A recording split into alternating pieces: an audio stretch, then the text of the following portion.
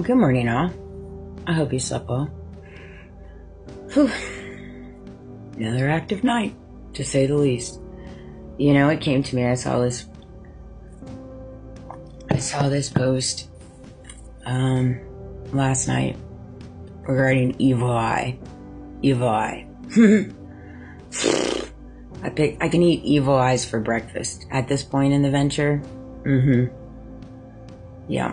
And people don't even have to be doing the mean mugging or the resting bee face. It's really easy to pick up on disingenuine eyes, disingenuine looks. And it's just one of those things. You just become accustomed to it. At this point in the venture, in my little community, all my little vouchers, my little group chats, all my little fake pages, people that have created pages as if it was me. And created this narrative behind the back door, which is even crazier if you think about it. You have to be at a really certain position in your mind where you start creating fake pages with people's pictures and all this stuff as if you're them, and then create dialogue between the two.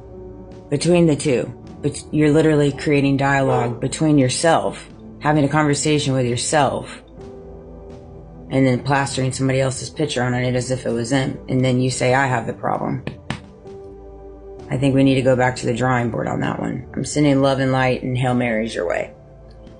Also, I think it's comical either. It's the same concept as like fake pages, false documents, false narratives. That's all they run on. That's all they have, because they have nothing of facts. Nothing of facts, because it's all hearsay. That's it. No facts, because if there was facts, well, we wouldn't be sitting where we're at today. And so seeing as they have no facts, they have to make up. They have to make up things. They have to make up lives. They have to make up documents. They have to make up storylines. They have to make up evil eyes and thinking that that's going to penetrate my soul, and it doesn't. Not by any means. Truthfully, I just feel I feel bad for their soul. It's hard to carry an evil eye, and I'm explaining to you why. The light of the body is the eye. The light of the body is the eye. The eye. If therefore thine eye be single, thy whole body shall be full of light. But if thine eye be evil, the whole body shall be full of darkness. Right? This is Matthew 6:22 through 6:23. Essentially what he's saying is, if you have an eye that is evil, then your whole body is going to be filled with darkness. If you have an eye that's filled with light, your whole body is going to be filled with light. And that's just the truth. If you find yourself in the world, walking around, giving people evil eyes, smirking, judging, misunderstanding, instead of just coming up and talking to somebody. That's the most bizarre thing to me too. How we live in a world now where nobody says anything to your face. That's another thing, but that's going to be another video. Proverbs 28:22. He that haseth to be rich hath an evil eye. I think that's unique. Considereth not that poverty shall come upon him. Or consider not that poverty shall come upon him. The evil eye represents greed, envy, what others have, and it's warning about spiritual blindness caused by jealousy, obsession with material gain. Proverbs 28:22. That's all it is. It's so crazy too, because you have people in the world that have everything upon everything, money upon money, riches upon riches, power upon power, but they still give you such prominent evil eyes. Why do you think that is? Because at the end of the day, material gain is not what is going to make you satisfied in your soul. And when they see somebody out here that doesn't have those things and it's just happy living, that ruffles their feathers.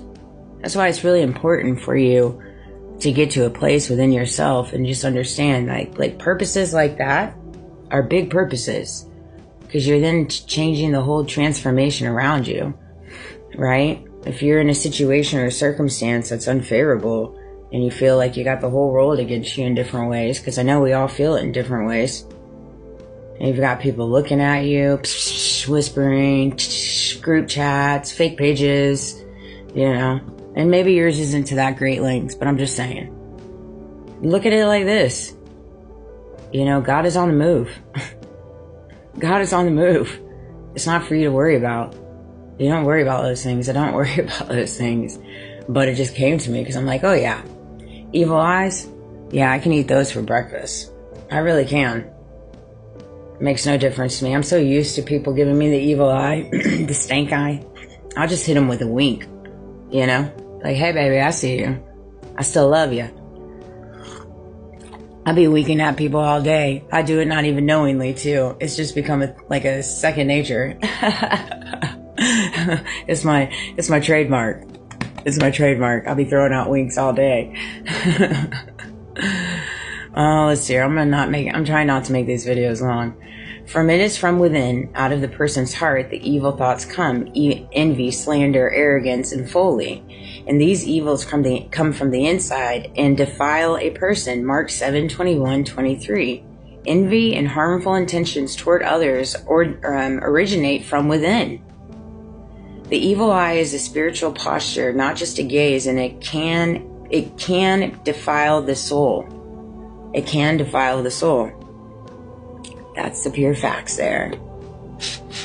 Right? People are mad at you or fill in the blanks for whatever your circumstances are. Right?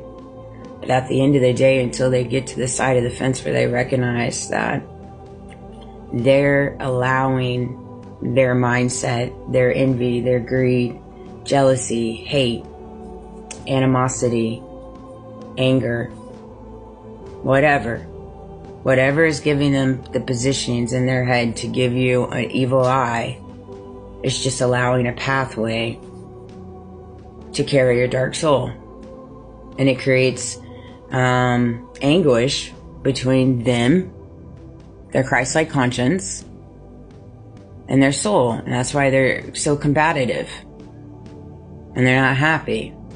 But until they get to the other side of the fence, that's just how their life's going to be. And all you can do is throw them those Hail Marys and send them love and light. Especially all those with the fake pages and the messages. Here's one for your group chat. Here's one for your group chat. For all my little evil eyes. I still love you. Hopefully today you'll settle down on the evil eyes. Right? Imagine going to have a conversation with God and God's like, I noticed that a big portion of your life, you carry that evil eye. You have that stank face.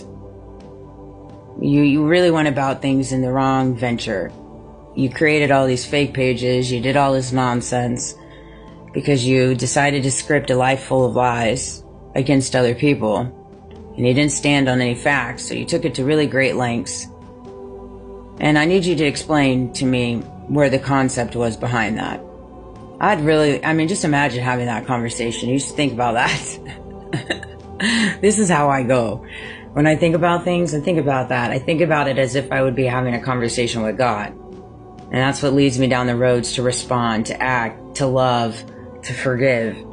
Because of the conversations that I know, essentially, that I'm having with God today, day to day. And God's conversations that I will have with God and Jesus later on in life in real person. In real life. So it's like I respond in my day-to-day activities, preparing and knowing and understanding how those conversations should go. And I feel like everybody should do that. Really.